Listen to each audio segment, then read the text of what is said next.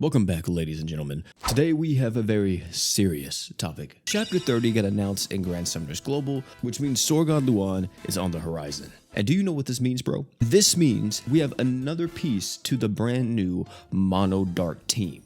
His entire kit is based around having a Mono Dark setup, with his skill giving 3 arts for 5 seconds to all dark allies on the team. The art and true art's just some physical stuff and also some stats. And that super art increases his duration of his super crit rate on himself and the crit rate buff that he's able to give to the entire team based on the different races he has in the party. But on top of this all, I think one of the craziest things he has is his 2 passives. One is when he's the leader, everybody has 50% equipment CT for the first 100 seconds of a quest. And the second is buffing up everybody's critical damage by 50%. Even if you have somewhat of a mediocre dark team, having that kind of buff is insane. And if we just go a bit further, if you weren't using this guy on a dark team for whatever reason, you could use him more on a rainbow team just to make use of that 50% equipment CT buff, which, since this is a passive, I'm assuming it will be working alongside active equipment CT buffs. And if that's the case, Jesus Christ, dude, equips are gonna have no cooldown whatsoever. But I won't lie to you, I haven't seen Sorgon Luan used in too many rainbow setups. It's mainly focused on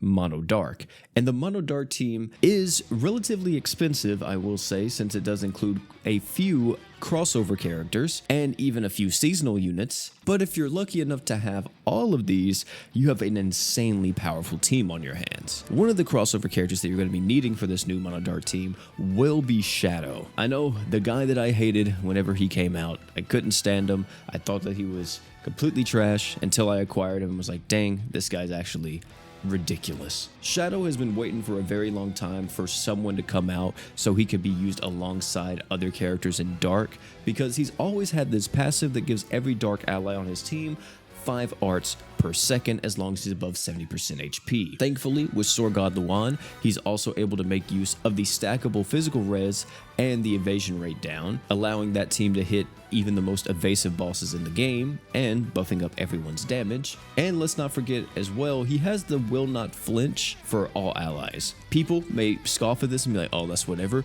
but that is 100% freeze res and 100% paralysis that you're able to put on your entire team whenever you want to. I couldn't even tell you how many times this has came in clutch for me in some of the hardest fights in the game. And mind you, Shadow is a human, so we already have 2 unique races on the team, which means we have a total of 30 seconds on Sorgon Luan's super art buff. But we could take it a step further by adding a character later on. Now, this is a bit of a future investment. This character is going to be like the new damage mitigation unit for Mono Dark, and that's going to be Natasha. Now, we don't know exactly when Natasha is going to be coming out in Global, but I would say maybe within the next few months, possibly sooner. But Natasha is all about buffing up DR and buffing up Dark allies' damage while also reducing physical res if you get the chance to do it. And thanks to her passive, she has defense ignore, and she's giving everyone on her team a little bit of max HP. Hopefully you can already see the team forming together. We have damage mitigation now, art gauge out the wazoo, and we have an extremely long duration on Sorgon Luan's super art. Thanks to all this stuff, we can now throw in whoever we want to for that final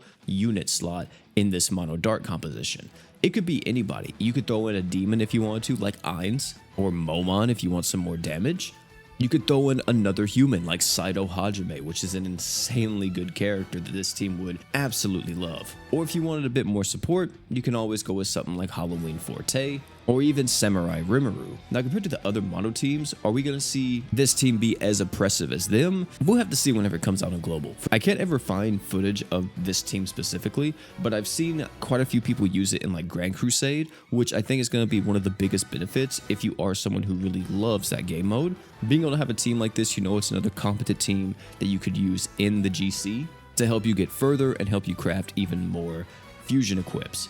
Of course, in like regular Mono Dark ruins and stuff like that, you're going to be able to do a lot of work with it. And if you ever need to use a Mono Dark team, well, you have a team that's very strong in any of those pieces of content. This is the extent of Sorghad Luan's value, however. If you cannot make a Mono Dark team like this, or you're missing a lot of the characters, especially someone like Shadow, I don't think it's worth even going for Sorghad Luan since you're missing one of his key components. So if you wind up having Shadow and you plan on going for Sorghad Luan and even Natasha, just know you're going to have a very strong team on your hands. This is going to be extremely beneficial for you for not just tackling the Mono Dark ruins if you want to do that, but more so tackling Grand Crusade, since you're going to be having another competent team on your hands to get you even deeper in that game mode. Like I said, this is a very expensive team though, because not only do you have to get Sorghad Luan, you will also have to make sure that you get Natasha, and we have no idea when she's coming out. But let me know down below if you're going to be going for this team or not. As me myself, I'm debating if I want to summon for Sorghad Luan, since he will be having an AUG summon. Maybe I could get lucky with that, but for the most part, I may just be saving for the next crossover, or maybe I'll just keep saving for future banners. We'll have to see how I'm feeling. If you enjoyed this video, head and check out this video right here. I guarantee you'll love it. But before you leave, don't forget to drink water.